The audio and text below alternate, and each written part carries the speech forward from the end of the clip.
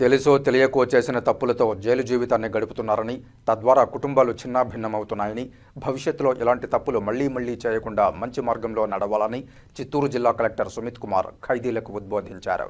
గురువారం చిత్తూరు జిల్లా జైలులో నిర్వహించిన ఖైదీల దినోత్సవ కార్యక్రమంలో జిల్లా కలెక్టర్ సుమిత్ కుమార్ ముఖ్య అతిథిగా పాల్గొన్నారు.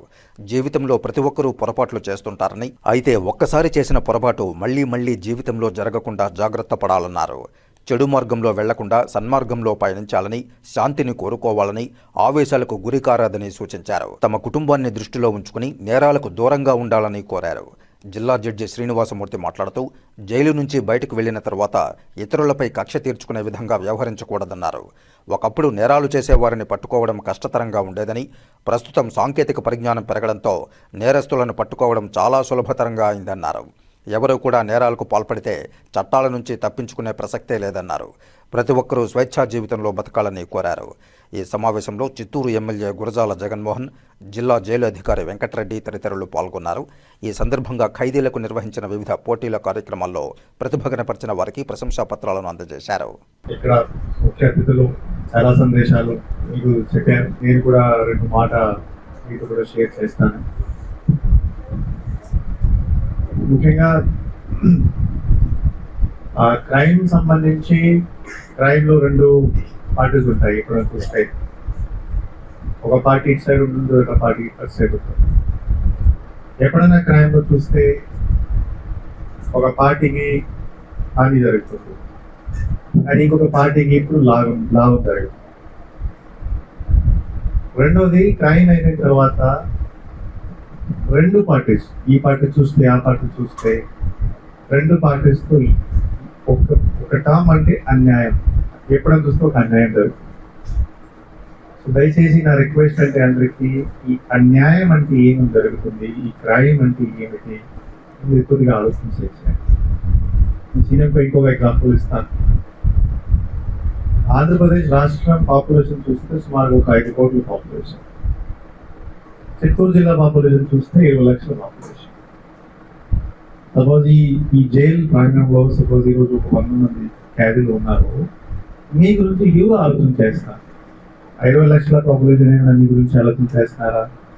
ఎవరు ఆలోచన చేయరు. మీ గురించి ఆలోచన ఎవరు చేస్తారు? ఒకటి మీ ఫ్యామిలీ, మీ తండ్రి మాత్రమే ఆలోచన చేస్తారు.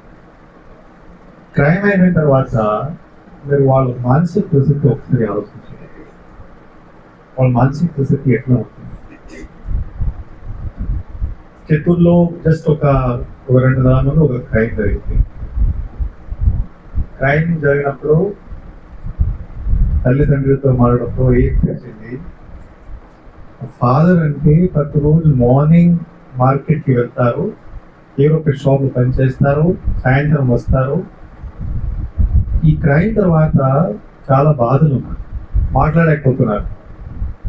అంటే మానసిక ఈ సొసైటీలో జనరల్గా ఇప్పుడు మన జనరేషన్ చూస్తే మన కొద్దిగా సొసైటీలో తక్కువ ఇన్వాల్వ్ అవుతున్నారు, కానీ మన ఫాదర్ మదర్ వాళ్ళ సొసైటీలో ఎక్కువ ఇన్వాల్వ్ అవుతున్నారు, ఇప్పుడు కూడా అవుతున్నారు. అటువంటి సిచ్యువేషన్లో ఆ ఫాదర్ ఫేస్ చేయలేకపోతున్నారు సొసైటీ. అండ్ ఎందుకు చుట్టుపక్కల వాళ్ళు ఒక వేరే నిఘాతో చూస్తున్నారు, ఈ వ్యక్తి ఇంట్లోనే ఒక వ్యక్తి ఉన్నారు, వాళ్ళు అట్లా క్రైమ్ చేశారు. సో ఈ ఆవేశం ఈ క్రైమ్లో ఏమో బేసిక్గా ఎక్కువ బాధ్యత వస్తుంది, ఫ్యామిలీ మెంబర్స్. సో నా రిక్వెస్ట్ ఒకటి, ఈవెన్ ఫ్యూచర్లో కూడా ఏమో అటువంటి ఆలోచన చేస్తే మీరు ఖచ్చితంగా మీ ఫ్యామిలీ గురించి మీరు ఆలోచన చేయాలి. ఎందుకంటే క్రైమ్ జరిగిన తర్వాత సొసైటీ నిఘా మారుతుంది, సొసైటీ మీకు ఒక వేరే రకంగా చూస్తుంది. మీ ఎవరు స్నేహితులు ఉంటారు, మీ ఫ్యామిలీ మెంబర్స్ ఉంటారు, మీ సిస్టర్, కజన్, బ్రదర్స్ అందరూ మీకు వేరే రకంగా చూస్తారు.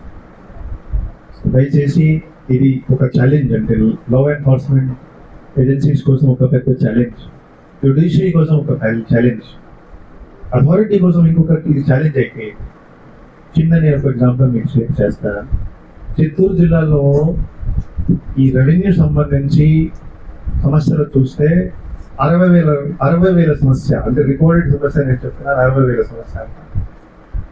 చిన్న ఒక ప్రాపర్టీ కోసం వ్యక్తి గొడవ చేస్తారు, 1 సెంటు 2 సెంటు 3 సెంటు గురించి గొడవ చేస్తారు. ఈ సోషల్ మీడియాలో నాకు ఇంకా మంచి పేరు వస్తుంది. ఒక హీరోస్ ఒక మూవీ చూసుకుని గొడవ చేస్తారు. కొన్ని బ్యాడ్ హ్యాబిట్స్ ఉంటాయి. ఆ బ్యాడ్ హ్యాబిట్ చూసుకుని ఒక 4-5 మెంబర్స్ ఒక గ్యాంగ్ లాగా తయారు చేసి ఒక క్రైమ్ చేస్తారు. సో ఈ క్రైమ్ చేసిన తర్వాత ఎవరికి ఎన్ని బాధ ఉంటుంది? ఫ్యామిలీ మెంబర్స్కి. మీకు ఎవరికి ఏం కాదు. సో దయచేసి ఈ స్థలం నుంచి మీరు ఎప్పుడు బయటికి వెళ్తారు, మీరు ఒక మార్క్ ఉండాలి. ఇది రిక్వెస్ట్ చేస్తున్నాము. ప్రభుత్వ capacity, president department capacity plus judiciary వల్ల రిఫార్మ్స్ వల్ల ఫెసిలిటీస్ పెంచడం జరుగుతున్నాయి. ఇంకా కొన్ని ఇంప్రూవ్మెంట్స్ కూడా జరగాలి. అదేవిధంగా మీకు కూడా ఈ ఉండాలి ఫీలింగ్. ఎంతమంది అధికారి మీ దగ్గరికి వచ్చి మాట్లాడతారు, మీ గురించి ఆలోచన చేస్తారు, ఎందుకు చేస్తారు, మీ భవిష్యత్తు బాగుంటారు. మీకు ఏమేమి చట్ట ద్వారా ఏమేమి మీకు హక్కు ఇవ్వడం జరిగినాయి అదే కంటిన్యూ చేయాలి. కానీ మీకు కూడా బాధ్యత ఉంటుంది. సో మీ భవిష్యత్తు బాగుండాలి, మీ ఫ్యామిలీ మెంబర్స్ అందరూ బాగుండాలి అది కోరుతున్నాము. మీరు కూడా ఒక 10 మందికి చెప్పాలి. ఈ ఆవేశంతో, ఈ బ్యాడ్ హ్యాబిట్స్తో, క్రైమ్తో ఎవరికి ఏం లాభం జరగదు. ఈ సభలో నాకు ఈ అవకాశం కూడా జరిగింది. అందరికీ ధన్యవాదాలు తెలియజేస్తుంది. ఇక్కడ జనరల్గా బయట పబ్లిక్కి అంత తొందరగా యాక్సెస్ ఉండదు. మేము వస్తాము. జనరల్గా మెజిస్ట్రేట్స్ కానీ తర్వాత డిస్ట్రిక్ట్ జడ్జెస్ కానీ అవసరం బట్టి ఎక్కువ విజిట్ చేస్తూ ఉంటారు. మీరు గమనించే ఉంటారు, ఇక్కడ డిఎల్ఎస్ సెక్రటరీ గారు ఎక్కువగా మంత్లీ వన్స్ వస్తూనే ఉంటారు. మీ అందరూ వారితో ఇంటరాక్ట్ అవుతుంటారు. అలాగే అడ్వకేట్స్ కూడా, ప్యానల్ లాయర్స్ కూడా మిమ్మల్ని కలుస్తూ ఉంటారు. ఆ విధంగా మేము ఎక్కువగా వస్తుంటాము. కానీ ఇక్కడికి రాకుండా వచ్చేది ఎక్కువగా మీడియా మిత్రులకి తర్వాత యాక్సెస్ చాలా తక్కువ ఉంటుంది. ఈరోజు చూస్తే చాలా ఎక్కువ మంది వచ్చారు, అందరూ కలిసిపోయి కూర్చున్నారు. జైలత్ ఆఫీస్ జనరల్గా రానియరు. పొరపాటున బాగుందని ఎవరు తర్వాత ఉండద్దండి. ఇన్మేట్స్ మాత్రమే ఉండాలి. మిగతా వాళ్ళందరూ ఇచ్చిన టైం పెట్టుకోగానే బయటికి వెళ్ళాలి. తర్వాత ఇక్కడ ఇన్మేట్స్ అందరి గురించి ఇప్పుడు కొన్ని విషయాలు మనం వాళ్ళు చెప్పారు. జనరల్గా అఫెన్సెస్ 2 రకాలు. ఒకటి ప్రాపర్టీకి సంబంధించి చేస్తారు, లేకుంటే బాడీలీ అఫెన్సెస్. ఆ 2 చెప్తాం. అంటే ప్రాపర్టీకి సంబంధించి అఫెన్స్ చేస్తే ప్రాపర్టీ అఫెన్స్ అంటాం. హ్యూమన్ బాడీ లేదా మనుషుల మీద అటాక్ అవుతుంది, ఇంకేదైనా అటాక్ అలాంటి వాటికి సంబంధించిన బాడీలీ అఫెన్స్. బాడీలీ అఫెన్సెస్లో ఎక్కువ శనికావేశంతో జరిగే, మనం ఏ విధంగా చూసినా కూడా మనకేం తెలుస్తుందంటే అంత జరిగిపోయేటప్పుడు నేరం జరిగేంత వరకు ప్లానింగ్ మాత్రం మన దగ్గర ఉంటుంది. ఎవరైనా నేరం చేసే వ్యక్తి తర్వాత కూడా ఏం జరిగింది, కాన్సిక్వెన్సెస్, ఒక ఇన్సిడెంట్ జరిగిన తర్వాత నన్ను ఏం చేస్తారు, పోలీస్ వారు ఏం చేస్తారు, తర్వాత విచారణ ఎలా జరుగుతుంది, తర్వాత ఏదైనా రుజువు అయితే శిక్ష ఎలా ఉంటుంది, ఇలాంటి విషయాలన్నీ ఫస్ట్ నుంచి లాస్ట్ వరకు ఆలోచిస్తే ఎవరు నేరం చేయరు. అలా ఆలోచించేంత టైం లేనప్పుడు ఆవేశంగా ఏదైనా ఇన్సిడెంట్ జరిగినప్పుడు ఆ ఇన్సిడెంట్కి రియాక్షన్గా జరిగే ఇన్సిడెంట్సే చాలా ఎక్కువగా ఉంటాయి. మరి అలా ఆ విధంగా నేరారోపణ భయపడి ఇక్కడ ఇన్మేట్స్గా ఉండి మీ గురించి విచారణ జరుగుతున్న సమయంలో మీరు కూడా ఏం ఆలోచించాలి, అసలు ఏ పరిస్థితుల వల్ల మనకి ఇక్కడికి వచ్చామో, మన కుటుంబ పరిస్థితులు ఏంటి, తర్వాత ఫ్యూచర్లో మనం బయటకు వెళ్ళిన తర్వాత ఎలా ఉండగలగాలి సమాజంలో అనే విషయాలు మనం ఆలోచించడానికి సమయాన్ని ఉపయోగించాలి. కానీ ఇక్కడ మళ్ళీ బయటికి వెళ్ళిన తర్వాత ఎవరి మీద కక్ష తీసుకోవడం, లేకపోతే ఇంకేదో చేయబోయే ప్లాన్ల గురించి మీరు ఆలోచిస్తే మాత్రం పర్పస్ ఎందుకైతే ఇక్కడ ఉంటున్నారో ఆ పర్పస్ నెరవేరకపోగా మళ్ళీ ఇంకో కొత్త నేరాల్లో ఉండడానికి వెళ్ళిపోవడానికి అవకాశం ఉంటుంది.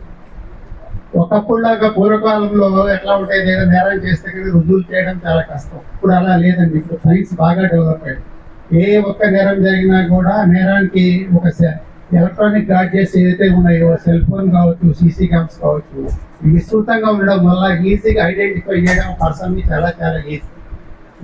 మన చెమట బిందువు అక్కడ ఉన్నా, మన ఏలుముద్ర అక్కడ ఉన్నా, మన వెంట్రుక అక్కడ ఉన్నా, మన చిన్న గోరు అక్కడ ఉన్నా కూడా మనల్ని ఐడెంటిఫై చేయడం చాలా ఈజీ.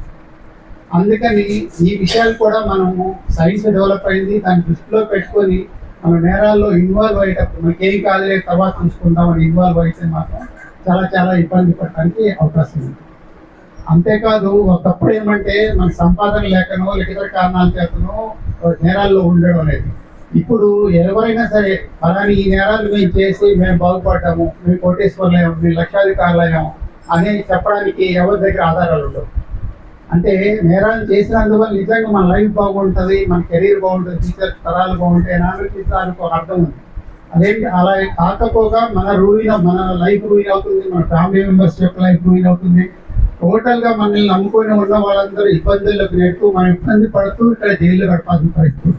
అలాంటి పరిస్థితులు లేకుండా ఉండాలంటే ఈ పరిస్థితులకు కారణాలు ఏంటో ఒకసారి మనం ఇక్కడ ఉన్నప్పుడు ఆలోచించుకెళ్ళి బయటికి వెళ్ళిన తర్వాత మన ఫ్యూచర్ లైఫ్ ఎలా ఉండాలో ఒకసారి ఎలా సరిదిద్దుకోవాలో మనకి ప్లాన్ చేసుకుంటే మళ్ళీ ఫ్యూచర్లో ఎలాంటి నేరాల్లో ఉండకుండా మన ఫ్యూచర్ని బాగా సరిదిద్దుకోవడానికి వీలవుతుంది. ఈ విధంగా మీరు ఆలోచిస్తారని మరొకసారి ఖైదీల సంక్షేమ దినంగా చెప్తున్న ఈరోజు మీ అందరికీ దసరా శుభాకాంక్షలు తెలియజేస్తూ సెలవు తీసుకుంటాం.